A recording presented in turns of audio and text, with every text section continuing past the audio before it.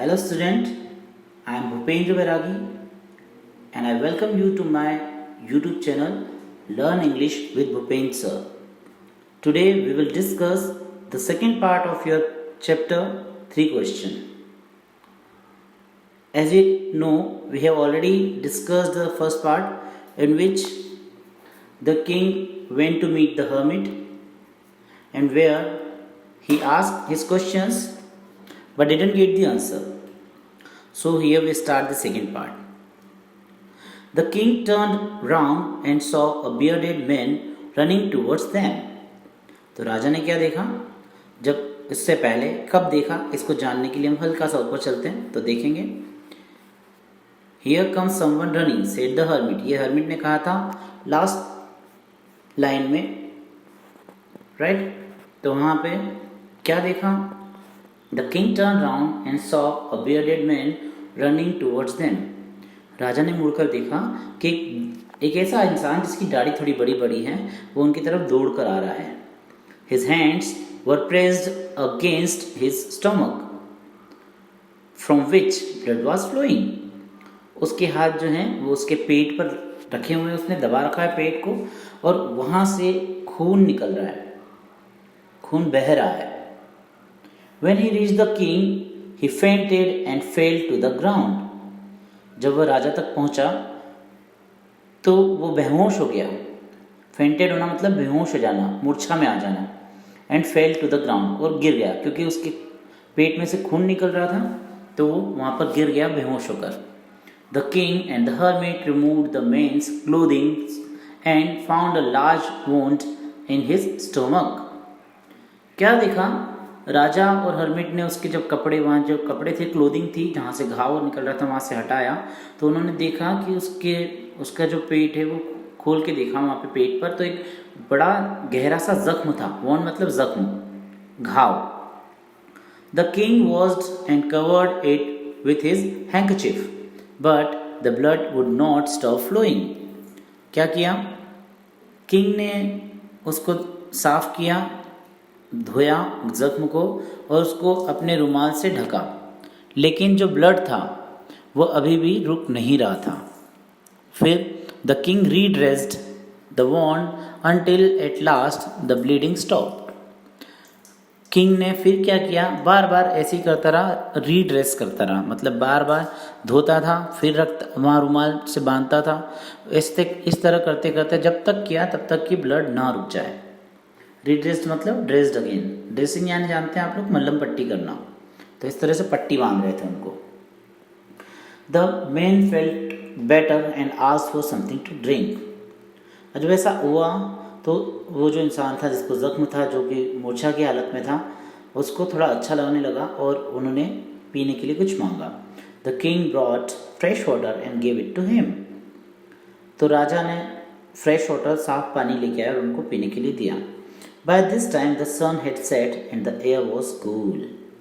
अब इस समय तक जो तो सूर्य था वो डूब चुका था, सनसेट हो चुका था, और जो हवा थी उसमें ठंडक आ गई थी. जैसे हम देखते हैं कि शाम पड़े ठंडी हवा चलने लग जाती है, उसी तरह से.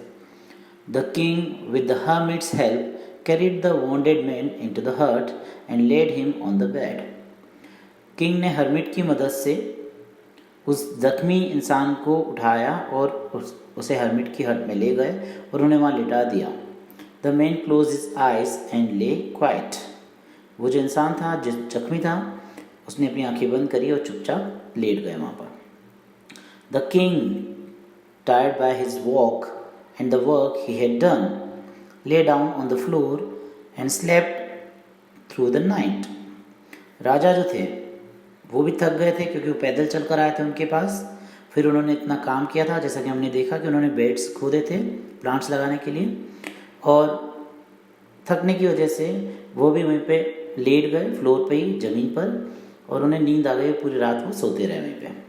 When he awoke it was several minutes before he could remember where he was और who the strange bearded man lying on the bed was. जैसे वो उठे उनको थोड़ा सा टाइम लगा कि कहाँ थे और वो जो बियर्डेड मैन था वो कौन था ये जानने में. तब तक forgive me said the bearded man in a week voice. देख रहे हैं आप, ये बियर्डेड मैन जो हैं दाढ़ी वाला इंसान है, उसके जख्मों को किस तरह से वो ठीक कर रहे हैं, राइट। तो forgive me said the bearded man in a week voice, यानी कि वो जो इंसान जिसकी दाढ़ी थी बड़ी बड़ी, उसने उनसे माफ़ी मांगी राजा से। When he saw that the king was awake, जब उन्होंने देखा कि राजा जाग चुके हैं। तो राजा क्या रिप्लाई करते हैं, किंग क्या रिप्लाई करते हैं, I do not know you and have nothing to forgive you for, said the king. राजा ने कहा कि मैं तो आपको जानता ही नहीं हूँ और ऐसा कुछ है भी नहीं कि जिसके लिए मैं आपको माफ़ करूँ, फिर ऐसा क्यों। You do not know me but I know you, I am that enemy of your to swore revenge on you because you put my brother to death and seized my property। तो वहाँ पे जो beard man है जिसको जख्मी था, उसने ये कहा कि आप मुझे नहीं जानते लेकिन मैं आपको जानता हूँ और मैं वही दुश्मन हूँ आपका जिसने आपसे बदला लेने की कसम खाई थी, क्योंकि आपने मेरे भाई को मार दिया था और मेरा राज्य हड़प कर लिया था। सीज्ड करना मतलब हड़पना किसी चीज़ को जोर करके या किसी को ज़बरदस्ती किसी चीज़ को ले लेना, उसको बोलते हैं सीज करना। I knew you had gone alone to see that hermit and I made up my mind to kill you on your way home. मुझे पता था कि आप हर्मिट से मिलने जाने वाले हैं, तो मैंने अपना मन बना लिया था, मैंने प्लान बना लिया था कि आप जब लौट कर आएंगे तो मैं आपको मार डालूंगा। But the day passed and you did not return, लेकिन दिन बीत गया और आप वापस लौट कर नहीं आए। So I left my hiding place and I came upon your bodyguard who recognized me and wanted me. तो क्या हुआ, मैं जहाँ छुपा हुआ था वहाँ से बाहर निकल के आया और मैं आपके बॉडी गार्ड की तरफ आया तो उसने मुझे पहचान लिया और उसने मुझे जख्मी कर दिया है। आई escaped from him but I should have died if you had not dressed my wounds. क्या कहा उन्होंने कि मैं उससे तो बच के आ गया आपके बॉडीगार्ड से, लेकिन मैं पक्के में मर जाता अगर आप मेरे जख्मों का इलाज नहीं करते। I wished to kill you and you have saved my life. क्या कहा उन्होंने कि मैंने आपको मारना चाहा लेकिन आपने मेरी जान बचाई है। Now if I live I will serve you as your most faithful servant and will order my sons to do the same, forgive me. वो कह रहे हैं कि अगर अब मैं ज़िंदा रहता हूँ तो मैं आपको आपकी सेवा करता रहूँगा, एक भरोसेमंद नौकर की तरह, सेवक की तरह, और मैं अपने बच्चों से भी यही कहूँगा और प्लीज़ आप मुझे माफ़ कर दीजिए। The king was very happy to have made peace with his enemy so easily and to have won him over as a friend. जो राजा थे वो बड़े खुश हुए कि उन्होंने अपने दुश्मन को इतनी आसानी से शांति बना ली उनके साथ और वो भी दोस्त बना लिया। He not only forgave him but said he would send his servants and his own doctor to look after him and he promised to give back the man his property। अब वो कह रहे हैं किंग ने उनको ये भी कहा, पहले तो माफ़ कर दिया, माफ़ करने के साथ साथ उन्होंने कहा कि मैं अपने नौकरों को और अपने डॉक्टर्स को भेजूंगा ताकि वो आपकी सेवा कर सकें, आपका इलाज कर सकें, आपकी देखभाल कर सकें। लुक आफ्टर मतलब होता है देखभाल करना। और उन्होंने वादा किया कि हाँ मैं आपकी प्रॉपर्टी भी वापस कर दूंगा। Leaving the wounded man the king went out of the hut and looked round for the hermit. अब वॉन्डेड मैन को वही छोड़ करके, जो जख्मी इंसान था उसको छोड़ के वो बाहर निकले हट से और वो हर्मिट को इधर उधर देखने लगे। Before going away he wished once more to get answer to his question. जाने से पहले वो एक बार फिर अपने क्वेश्चन का आंसर जानना चाहते थे। कौन से क्वेश्चन, वही 3 questions. The hermit was on his knees sowing seeds in the beds that had been dug the day before. Hermit जो थे वो अपने घुटनों के बल बैठे हुए थे और बीज लगा रहे थे बेड्स के अंदर जो कि एक दिन पहले खोदे गए थे। The king went up to the hermit and said, तो राजा हर्मिट की तरफ आए, पास आए और उन्होंने क्या कहा, for the last time I beg you to answer my question wise man, कि मैं आखिरी बार आपसे अपने सवालों के जवाब पूछ रहा हूँ। बुद्धिमान व्यक्ति, हे महान व्यक्ति, आप मेरे सवालों के जवाब दें। हर्मिट क्या जवाब देते हैं, you have already been answered, said the hermit still bending down to the ground and looking up at the king as he stood before him. अभी भी वो अपने जो गड्ढे खोदे हुए थे उनमें बीज लगाते हुए कहते हैं और राजा की तरफ देखते हुए कहते हैं कि आपके सवालों के जवाब तो वैसे ही मिल चुके हैं। राजा को ये बात समझ नहीं आई, तो राजा ने क्या किया, how have I been answered, what do you mean. अरे मेरे सवालों के जवाब कैसे मिल गए हैं, आप क्या कहना चाहते हैं? तो हर्मिट अब जवाब देते हैं, do you not see, replied the hermit, if you had not pitied my weakness yesterday and had not dug these wells for me, you would have gone away. अगर आपको मेरी दया नहीं आती, आपको अच्छा क्या आपको नहीं पता चला, ऐसा पूछा उन्होंने, अगर आपको कल मेरी कमज़ोरी पे दया नहीं आती और आप मेरे लिए ये बेड्स अगर नहीं खोदते तो आप चले जाते, फिर क्या होता? Then that man would have attacked you and you would have wished you had stayed with me. फिर क्या होता? ये जो इंसान जो जख्मी इंसान है वो आप पे अटैक कर देता, क्योंकि जख्मी नहीं होता तब तक, और फिर आप ये सोचते कि शायद आप मेरे यहीं रुक जाते हैं. So the most important time was when you were digging the beds. तो सबसे ज़्यादा ज़रूरी समय क्या है उस टाइम पे? जब आप गड्ढे खोद रहे थे.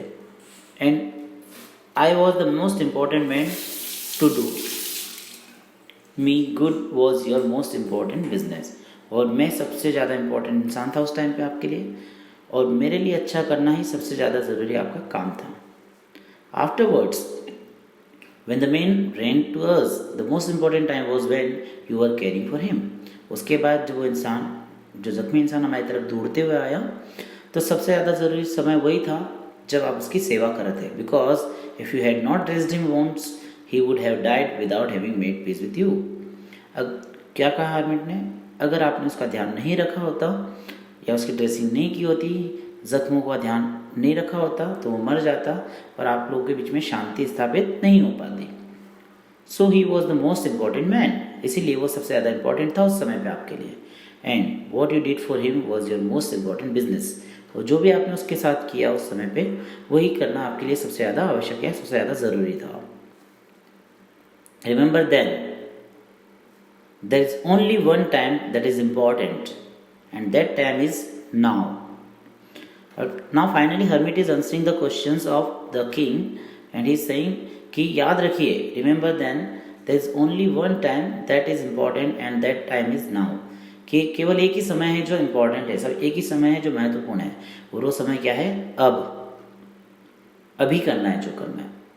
It is the most important time because it is the only time we have any power to act. क्योंकि यही जो समय है, इसी में हम कुछ कर सकते हैं. जो समय बीत गया है उसमें हम कुछ नहीं कर सकते हैं, और जो आने वाला है वो हमारी कंट्रोल में नहीं है. So where can we act? We can act in the present only. तो यही कह रहे हैं कि इसी में नाउ जो है, अभी का समय जो है, वही सबसे ज़्यादा कीमती है, क्योंकि इसी समय में हम कुछ कर सकते हैं. उसके बाद हर्मिट कहते हैं, the most necessary person is the person you are with at the particular moment. और सबसे ज़्यादा ज़रूरी व्यक्ति कौन है, महत्वपूर्ण व्यक्ति कौन है आपके लिए? जब आप किसी पर्टिकुलर समय पे, उस पर्टिकुलर समय पे, नाव वाले समय पे, जैसे अभी आप जिसके साथ हैं. For no one knows what will happen in the future and whether we will meet anyone else. क्योंकि किसी को नहीं पता है कि आगे क्या होने वाला है भविष्य में, और हमें ये भी नहीं पता है कि हम दोबारा किसी और से मिल भी पाएंगे या नहीं, उनसे मिल भी पाएंगे या नहीं.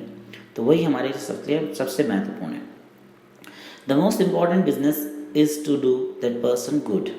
और सबसे ज़्यादा ज़रूरी काम यह है कि जिसके साथ हम हैं हम उसका अच्छा करें. Because we were sent into this world for that purpose alone. क्योंकि हमें इस दुनिया में इसी पर्पज से, इसी कारण से भेजा गया है, ऐसा हर्मिट ने कहा.